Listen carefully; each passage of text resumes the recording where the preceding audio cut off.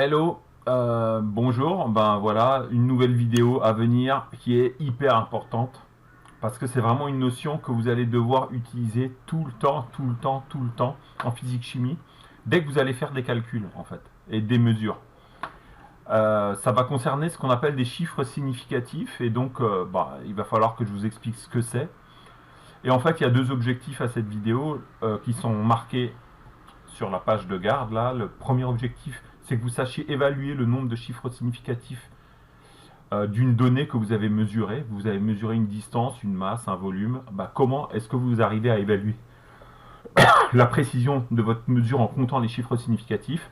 Et le deuxième objectif, c'est que vous sachiez correctement arrondir le résultat d'un calcul que vous aurez fait à partir de grandeurs mesurées. Alors on va prendre un exemple. Vous voyez cette figurine en plomb. C'est un petit Gandalf du Seigneur des Anneaux. Et on va imaginer que vous avez deux balances différentes, électroniques, une balance numéro 1, une balance numéro 2, et vous pesez successivement la figurine sur la balance 1 et la balance 2. Et comme vous pouvez le constater par les affichages des balances, les résultats ne sont pas exactement les mêmes. La première balance affiche le résultat 60,2 grammes et la deuxième 60,16 grammes. Si je vous demandais de but en blanc, quelle est la balance la plus précise?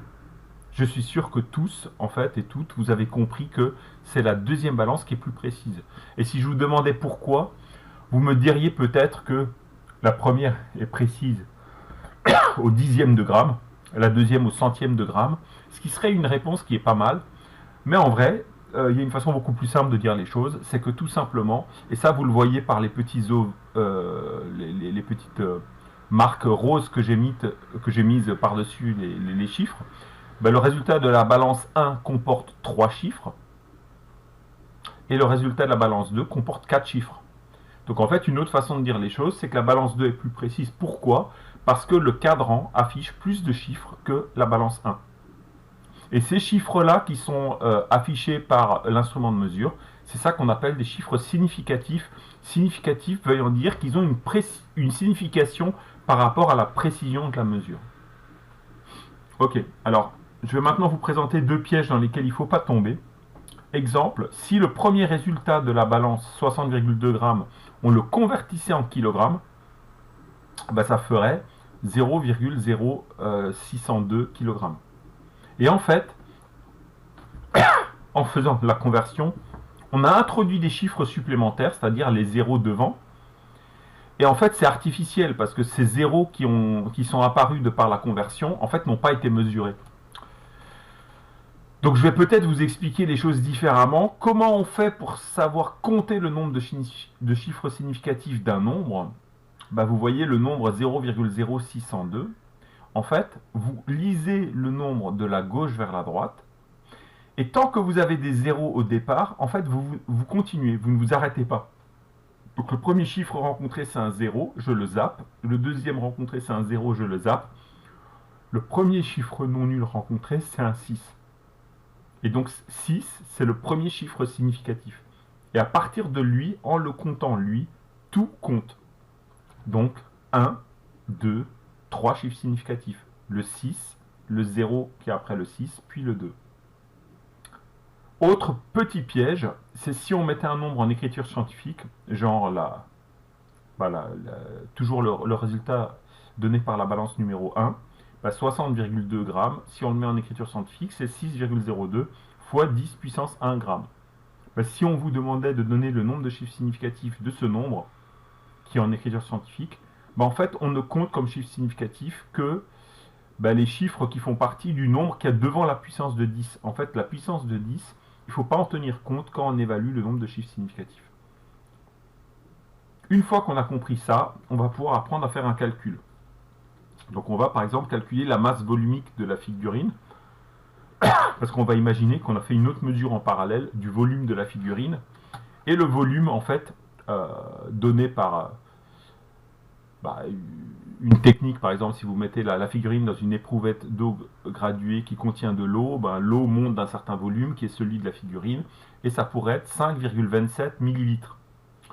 Donc du coup, pour calculer la masse volumique de la figurine, en fait, il faut diviser sa masse par son volume. Donc si on prend le résultat de la balance numéro 2, puisque c'est le plus précis, 60,16, c'est donc la valeur de la masse en grammes, et on la divise donc par le volume en millilitres. Et là, vous constatez que les deux données qu'on va utiliser pour faire le calcul n'ont pas la même précision. En effet, la masse, en fait, est donnée avec 4 chiffres significatifs, puisque le 6, c'est pas un 0, donc c'est le premier chiffre significatif, et après lui, tout compte. Petite parenthèse, la virgule ne joue aucun rôle. Hein. Vous voyez que je compte les chiffres qui soient devant la virgule ou après. Donc ça, c'est hyper important. Et la donnée d'en bas, 5,27, ne comporte que 3 chiffres significatifs. Le premier chiffre non nul rencontré, c'est un 5. Donc à partir de lui, en comptant lui, tout compte. Donc le 5, le 2, le 7, ça fait 3 chiffres significatifs. Si on divise l'un par l'autre, en fait, la calculatrice ne sait pas qu'on est en physique, et la calculatrice, elle va vous afficher tout un tas de chiffres. Donc en fait, la calculatrice, elle va afficher 11,415555977. Mais du coup, vous allez arrondir le résultat comment? En fait, la règle, alors écoutez bien, c'est hyper important, c'est on arrondit le résultat avec la même précision que la donnée la moins précise des données qu'on a au départ. Donc entre 4 chiffres significatifs et 3, la moins précise, c'est 3 chiffres significatifs. Donc il faut arrondir le résultat avec 3 chiffres significatifs. Alors comment, à partir du résultat de la calculatrice, on ne garde que 3 chiffres significatifs? En fait, il suffit de lire le résultat de la calculatrice. Le premier chiffre affiché par la calculatrice, c'est un 1, il est significatif. Le suivant l'est aussi, ça en fait 2. Et le suivant aussi, ça en fait un 3, donc un 4. Et donc, en fait, il va falloir couper au niveau du 4, tronquer et arrondir. Là, comme après le 4, il y a un 1, ben le 4 reste un 4. S'il y avait eu, par exemple, un 7 derrière le 4, il aurait fallu arrondir, le 4 serait devenu un 5. En gros, si derrière le 4, il y a un 0, un 1, un 2, un 3 ou un 4, ben le 4 reste un 4. S'il y a un 5, 6, 7, 8 ou 9, ben en fait, on aurait mis 11,5. Voilà. Donc ici, comme il y a un 1 après le 4, ben, en gardant 3 chiffres significatifs, en coupant au niveau du 4, là, ça fait 11,4. C'est pour ça que j'ai écrit ici 11,4 grammes par millilitre. Donc dorénavant, on compte sur vous pour arrondir systématiquement les résultats correctement quand vous ferez des calculs à partir de données qui ont été mesurées. Alors pour voir si vous avez capté, vous allez essayer de faire l'application suivante. Je vous donne deux nombres sans unité. Un nombre A qui vaut 7,8 et un nombre B qui vaut 0,0200. Donc dans une première question, je vous demande combien chacune de ces grandeurs comporte de chiffres significatifs. Et dans un deuxième temps, je vous demande de calculer le produit des deux. Je vous demande de calculer une grandeur C qui serait égale à A fois B et d'arrondir correctement le résultat. Donc comme d'habitude, vous faites sur pause, vous réalisez ce travail sur un brouillon et ensuite vous checkez le résultat. Ok, alors je pense que vous avez réussi et j'espère que mon stylo aujourd'hui va fonctionner correctement. Alors première question, on a le résultat de A, de la mesure de A qui donne 7,8. Donc là, comme je vous ai dit, en fait, on lit le nombre et on repère le premier chiffre qui n'est pas un 0. Là, le premier chiffre qui n'est pas un 0, c'est le 7. Donc en fait, dès le 7, 7 c'est un chiffre significatif et à partir de lui, en comptant lui, tout compte. Donc comme chiffre significatif, on a le 7 et le 8. Donc en fait, on a deux chiffres significatifs. Je ne fais pas de phrase parce que ici, je cherche juste à ce que vous compreniez les choses. C'est pas forcément le genre de question où je vais beaucoup m'attacher à la rédaction. Alors, si dans une copie, vous voyez noté par Madame Vincent ou moi CS, en fait, CS, c'est une abréviation qui n'est pas officielle, mais qu'on emploie souvent pour désigner chiffres significatifs. Voilà. Alors, on va faire pareil pour la donnée mesurée B.